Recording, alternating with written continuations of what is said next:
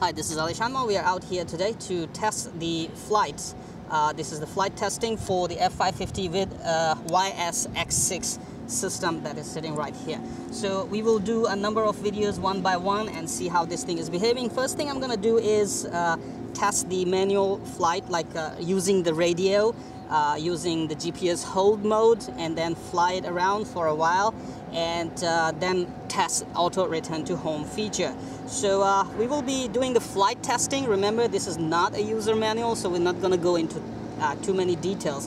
What we're going to do is simply test the features of this thing and show you, and later, if we had time, we will do the user manual or video instructions, flight videos, or all kind of video tutorials. So I'm connected to my Wi-Fi, which is over there on my car behind us, and I have very good signal. I have map on the GCS on my Samsung Android.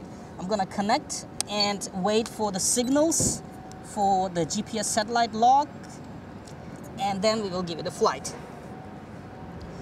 On the second video, we're gonna try to fly it with the Android phone that is here in my hand and see how it behaves with that features.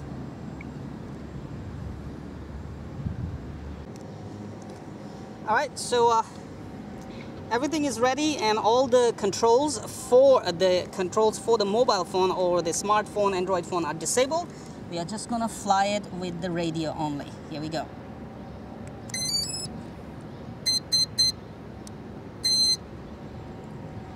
Remember, we are doing these things after all those initial steps like zero gyro, calibrate the compass, and neutral point setup. So this is the next step, of course, after we have finished all the settings, the basic settings.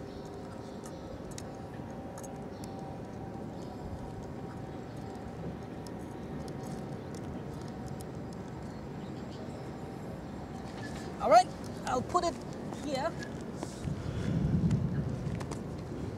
As soon as the quadcopter or your multi-rotor leaves the ground, it will record that position as the home position, so we are not much worried about that.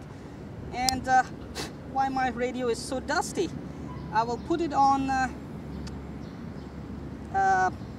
altitude hold, GPS position hold mode later after taking off.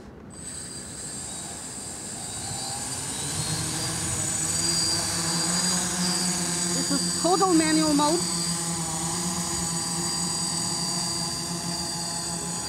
And this is the GPS position hold activated. So now I can easily go totally hands-free, because I know it's gonna stay over there. And now all the users have to do is focus on getting the best shots from your camera, which you have mounted on that. Of course, right now we don't have camera, so you can see. Okay, so remember, your throttle position should be middle, so it will keep hovering and maintain the altitude. Okay, and then just fly it around. I'll get it up a little bit. We are running a 3S battery, which will finish very quick, of course. So flying it around is simply very easy now with the GPS position hold mode, and you can totally focus on your camera angles. Right there. That's it. Now I'm gonna go a little farther, and we will check for the auto landing.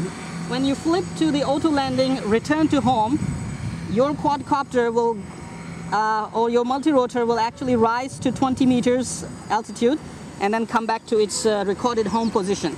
So I'm just loving the GPS position hold. It's really solid. And at any time, you can always pull out your Android and can check all the data related to your flight. So right now I have 11.6 volts running, and I have motors RPM shown here, so I can actually do a lot. So now I'm gonna flip the auto return to home, and it's getting up in the air, and it will come back to the position where it took off from.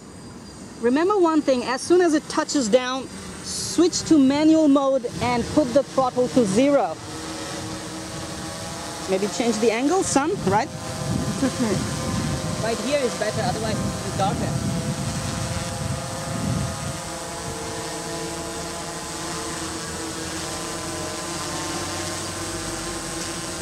Wait for it. The landing is really precision based.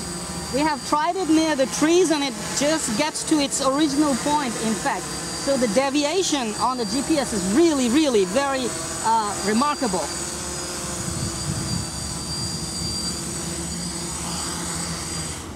There you go. As soon as it touches down, or it's really, really about to touch down, you can put it on a manual mode, and remember, the throttle should be on 0 position, and that's it. So this was a successful test flying with the radio and auto return to home. Now, the second thing we're going to do is fly it with the cell phone, okay?